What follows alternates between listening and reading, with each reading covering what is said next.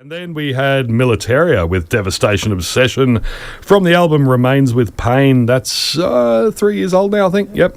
And at the very end there, we had Nuclearsaurus Rex with Brachioplutonium from the brand new EP Operation Party Destroy.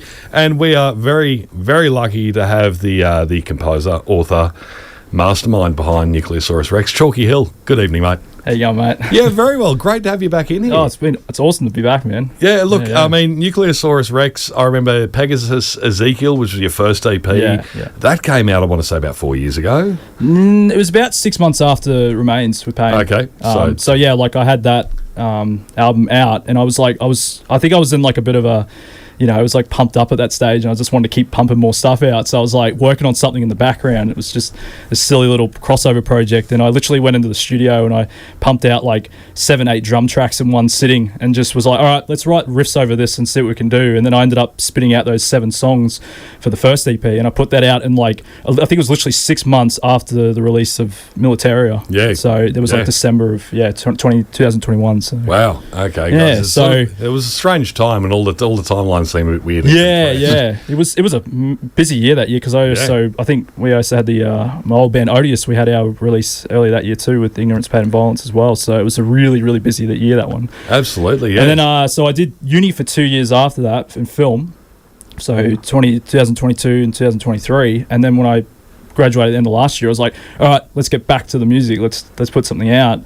And so unfortunately, me and Odious sort of split ways halfway this year, but I started working on the follow-up to the Nuclearsaurus Rex first EP. And I started writing, I think it was probably the start of this year, I started writing the songs. And then, by partway, probably about June of this year, I think, I hit the studio to do the drums and all that stuff. And I think I was finished by August, and then I spent the last couple of months just preparing it to be released, and here we are. It's just come out on Friday, so that's fantastic, because you're incredibly prolific. When left to your own devices, you're incredibly prolific. Thanks. And the Pegasus Ezekiel EP, and I know we were just talking off air about apparently everyone's favourite track is My Housemate Fuckwit, but there was you had one was about road rage. Yeah, the Stop and Smell the Roses. Stop and Smell the Roses. I loved that one personally, because it was just absolute tirade about people sitting in the right-hand lane. Yep. Yeah. Typical, Gold Coast, Brisbane sort of drivers, I guess. Oh, my God. Yeah. I've noticed over time that, like Brisbane does have its own, bad drivers, but you go to the Gold Coast and because I used to live there for like 20 years and I drove around for like 10, and every time I go back, I'm just like, I'm reminded of how annoying it was driving around the Gold Coast. So, no, Brisbane's better to drive around. It's just, we just got way more people on the road, that's all. Yeah, absolutely. Getting anywhere just takes forever. Yep, no, absolutely. No, I know the roadworks down the Gold Coast aren't helping things. That's the thing you notice when you're heading down south or coming back home, and you just get in that right-hand lane, because you want to make some good time. That's it. And you just don't make good time. Oh, fucking hell. Anyway, basically it was the first EP sounded like a great it sounded like a really good vent you were having. Yeah, it literally was. I think it was just an excuse to let off some steam. I think it was just just have a bit of fun, and like I did write like a couple of funny songs on there, like the Nuclearsaurus Rex song and crossover songs, another crossover band or whatever the hell that song is. But I just wanted to have like a bit of fun, where it's like angry some songs, having fun on others. Yep. And in this EP, Operation Party Destroy, I decided to just go all out and have fun with it, and just try and do like a little concept EP about a dinosaur having a fucking party with these nuclear friends, and shit goes wrong, and the EP, it's a 4-tracker, Operation Party Destroy. Now the cover art is a sight to bloody behold. Where'd you get that done? I got it from some guy, I can't remember his name, I wish I did, but he's from Argentina. And we'll edit his name in here. Yeah. It's live, but we'll figure it out. Yeah, Miguel Sanchez. Yeah, I think it's actually in the booklet, but it's O something or other, O Gawaito or something. I can't remember. All right. Well, shout out to old mate. Old mate. Yep. Oh, it's about this time you go, shit, my eyesight isn't what it once was. Yeah, get the spectacles for the old doc there. Yeah. He's looking at the liner notes. Anyway, so I got it done from him, and I just basically said like just make it look as like neon coloured as possible, using all these colours from like the 80s, like your pinks and all that stuff. I think I had board shorts with this. Some Okanuis or something. Like and I've heard a few people saying like, oh, it'd be so cool to have like on a skateboard or something, like that sort of design. And there's a lot of people that have been asking for like shirts and stuff, and I have got them. So just hit up nuclearsaurusrex.bandcamp.com and you can get a shirt and all that, and the CD, because the CD's a double EP CD, so it's got both EPs on there. So. Excellent. So it's got Operation Party Destroy and Pegasus's EP. Now, so what's the theme of this EP? So, like I said before, it's just Nuclearsaurus Rex is having a 25th birthday party. It's mid-1980s, and it's just silly nonsense for 17 minutes. So excellent. There's one song on there that goes for 7 minutes. I'm pretty sure it's the last one, Radioactive, and it's basically this like raptor that's like pissed off Pegasus Ezekiel. So Pegasus Ezekiel is the name of Nuclearsaurus Rex. That's the first EP's title, and he's so those two have a bit of a feud because Radioactive stole his paddle jacket. And so I love these names and the concept. It's so good, dude. It's so the fun. funniest one I think is Triceratoxic. So it's a 3-headed Triceratops. And Hell yeah. The names are Tim, Tom, Ted. And they've all got their own little powers. But the one that's mentioned the most in the song is Ted, who has like medical powers. And he's at the party like watching everyone to make sure no one overdoses, and if you do, he can resuscitate you with his nuclear saliva.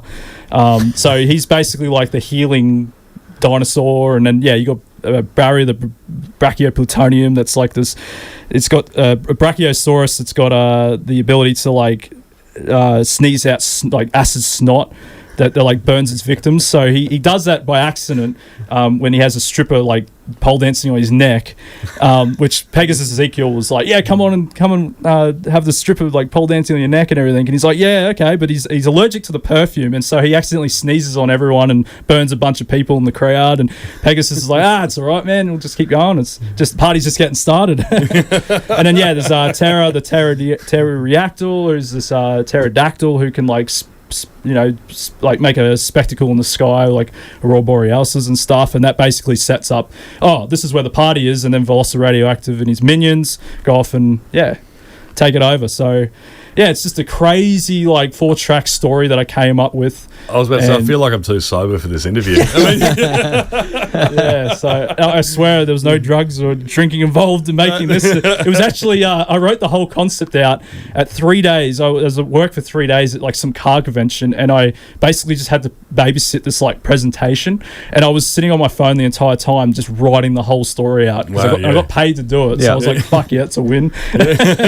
So I came up with it in like 3 days, and then I just wrote lyrics, and so bloody tastic. I mean, you are a notoriously busy person within the Brisbane metal scene. So the fact that you managed to get the bones of this, the bones and half the meat of this done in 3 days while you were working doesn't actually surprise me. So who did you recruit to have you out on this album? Because I know this isn't just a one-man band. It's your brainchild, but you had a stack of help. So it is me that does like everything. So the guitar, bass, vocals, drums, writing, recording, everything. But I did have the help of some people for the backing vocals. Mm-hmm. So I had Bonnie and Jean from Punch and Wound. They both did. So they also helped out with the voices of the characters too that are sprinkled throughout the EP. So they all voiced the different dinosaur characters. Yeah, nice. Yeah. I had Brendan. He's a good mate who not gonna. I should probably put this out there, but he may or may not be playing bass in the band. But I haven't announced anything yet, so I probably should just not get too ahead of myself. Yeah. We've got Peck, who's a really good mate. He's done this like guest scream at the end of Triceratoxic. He's also on the EP. It does some gangs as well as voice of one of the characters. And I also had Luke from Odious, who came in and helped do some voices as well and did some gang vocals. So just had a fair few people from the scene come in and help, and also with the first EP I had a few people help with that too. So So I mean, everyone would be familiar with you as formidable drummer, the powerhouse behind Odious, and of course Nuclearsaurus Rex and Militaria, which we'll come to shortly. So you said you did guitars, bass, vocals. When did you pick up a guitar for the first time? It was probably about a year after I started drums. Like, I started drums about nearly 20 years ago. Coming up in March. And then about a year later, I was already like, within a year of playing drums, I was like, I want to do bands and playing bands. And I was only like 13, 14 at the time, and I was like just roaring to go with it. And I had this like itch to just want to like write songs as well. Like, I was like, I don't want to just be a drummer, I want to write too. So I picked up the guitar, and I just self-taught myself how to play. But I still don't consider myself a guitarist. Like, I can play, but I write with it mainly. I use it as a writing tool because I don't have any fancy gear. I just have a cheap $200 guitar that I bought like nearly 20 years ago, and I've just been using it since because I don't want to part ways with it. I feel like if I part ways with it, I'll lose all my, because I've written everything on that guitar, so I don't want to don't want to lose that. I want to keep that momentum, and so yeah, I'm like, I can play, but I can't. Like, it's a weird. But yeah, so it's probably nearly, I'd say 19 years ago nearly I've been playing guitar. So when you started out drumming as a little grommet, like, who was your drumming idol? Like, who, which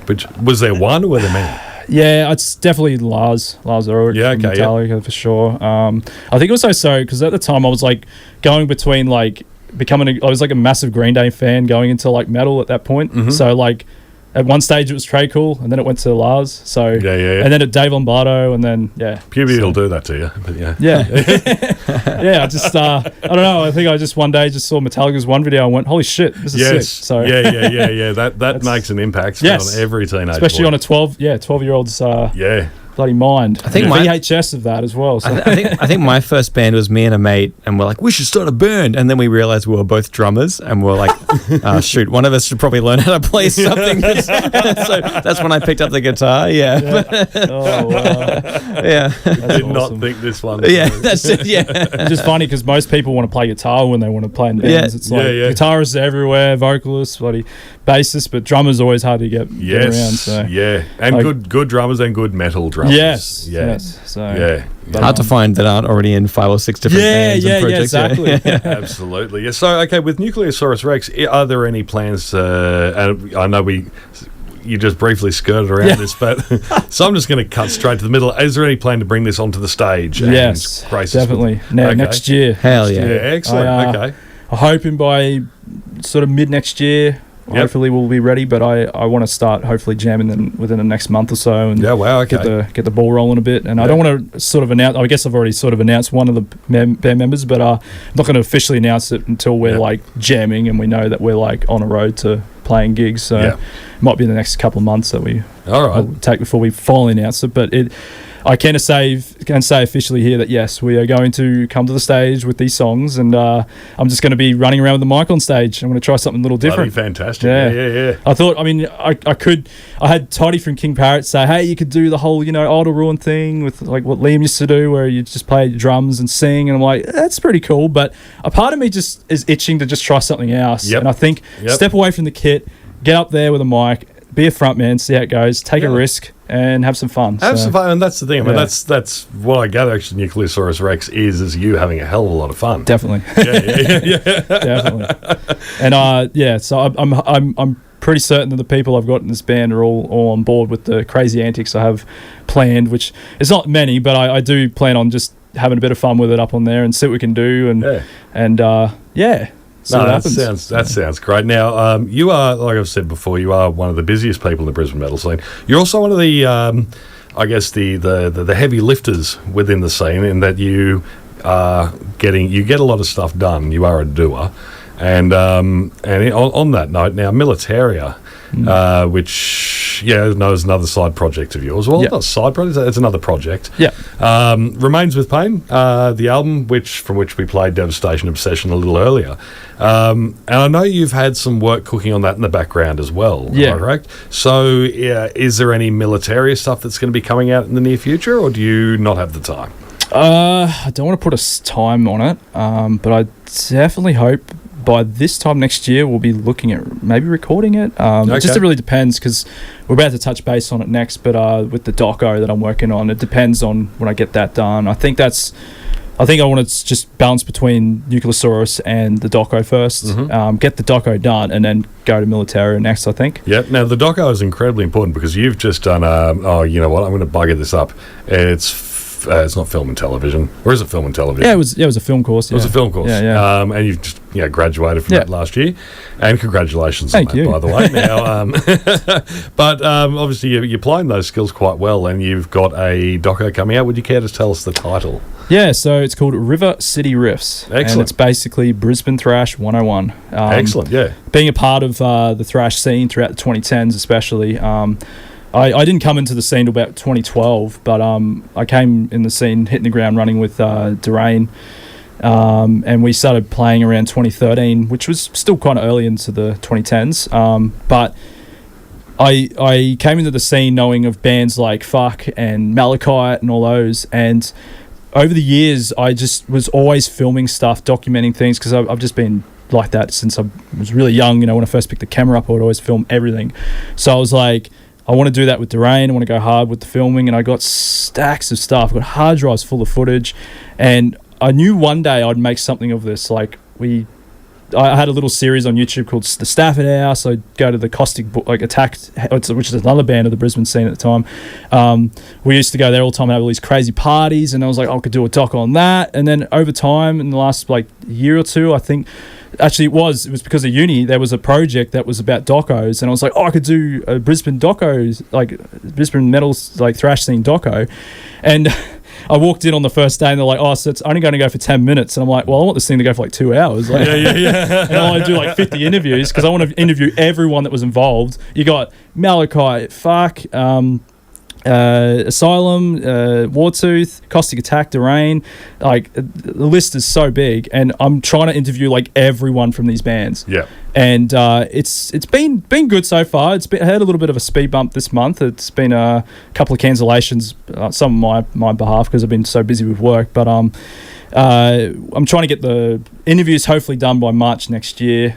March, April. I'm trying to put a little bit of deadline on it because I think I'm nearly 20 interviews in, and I'm just so itching now to put this thing together because I've got so much material that I just want to finally start editing the thing, because it's basically going to talk about all the bands from that decade, as well as Mousy and Shredfest and all that. We're going to touch base with a lot of the venues, like the Back Room and the Crowbar and stuff like that were around at the time, the bands, everything, parties, whatever happened in that decade. But I'm also going to touch base with a little bit of the 90s and the 2000s bands as well. So just trying to make sure that pretty much this is the 101 of the Brisbane thrash scene in a doco, and even touches a little bit on today's bands as well, and the fact that Asylum's still going after all these years. Absolutely. So it's going to be covering a lot, and so far so good.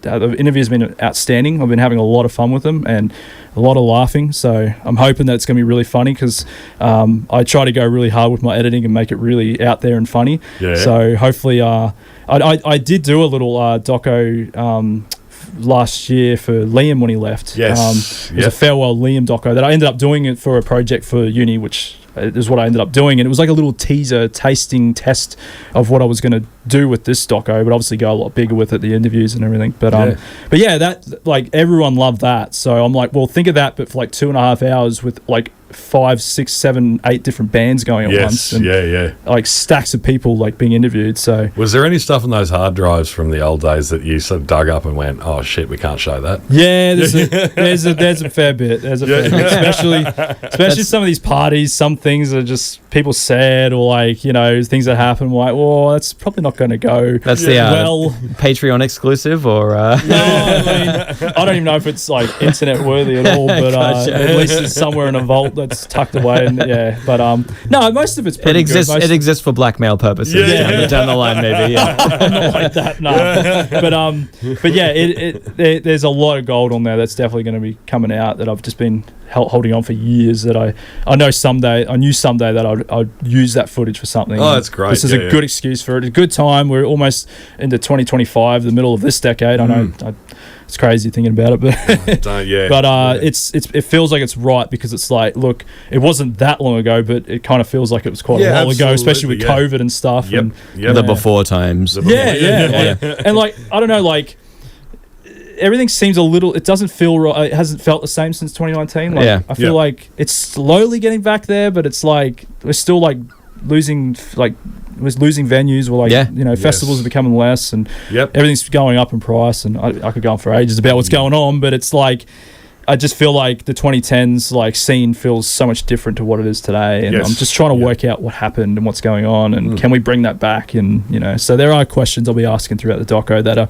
relevant for any musician or any scene. Like I'm sure there'll be a lot of people that can relate to the doco, and definitely it'd just be really cool to like shed light on a scene that no one, or a lot of people wouldn't know about. Like thrash metal is loved all over the world, especially in like South America and Europe and America and all that, but no one would think for a second that there'd be that many bands that came out of a single decade in Brisbane of all places. And I'm hoping eventually, if this doco does well, eventually maybe tackle some other cities around Australia, like Adelaide, Melbourne, Sydney, because I know they had their own little scenes as well, and their share of bands. And so we'll see how this one goes and how much work it takes, and if I'm up for doing another one afterwards. But I'd love to eventually try and explore some more places. Having to live in Adelaide for a time,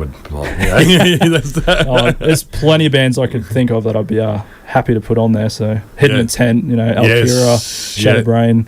There's heaps of them. So absolutely. Now look, this Nuclearsaurus Rex Operation Party Destroy album is out now. Yep. Where can people either get that digitally or a hard copy? So it's on all your streaming platforms like Spotify and everything, and it's also on nuclearsaurusrex.bandcamp.com, and you can get a shirt or a CD or both. Excellent. All right. So no vinyls. Not yet. I would love to though. It's like one of my dreams to finally have something on a vinyl. I would love to do it for something. And you can do it, man. It just costs a heap of fucking money. I know. I looked it up. I was like so like ready to do it, and I was like, I think I just need a few more fans. Willing to pay that so I can help reimburse me a bit. So Militaria recording some around this time next year, possibly. Possibly. I want to say maybe end of 2025, but I feel like it's going to be a 2026 album. Fair enough. And because I do want to spend like a good amount of time on it, because I'm putting so much work into the doco that I want to put all my eggs on that basket first, and then go hard with the second one, because I want the second one to outdo the first one. And I've got like all these songs that I just really want to go hard with this time around, and I want to try and make sure I get the right people for the job. Sure, and, if it takes a bit of time to sort of scout out and find them and all that, and but I'll probably want to say it's a 2026 album at this stage. All right, and River City Riffs, when can we expect that to hit cinemas? IMAX. Oh man, get on IMAX. I'd love that.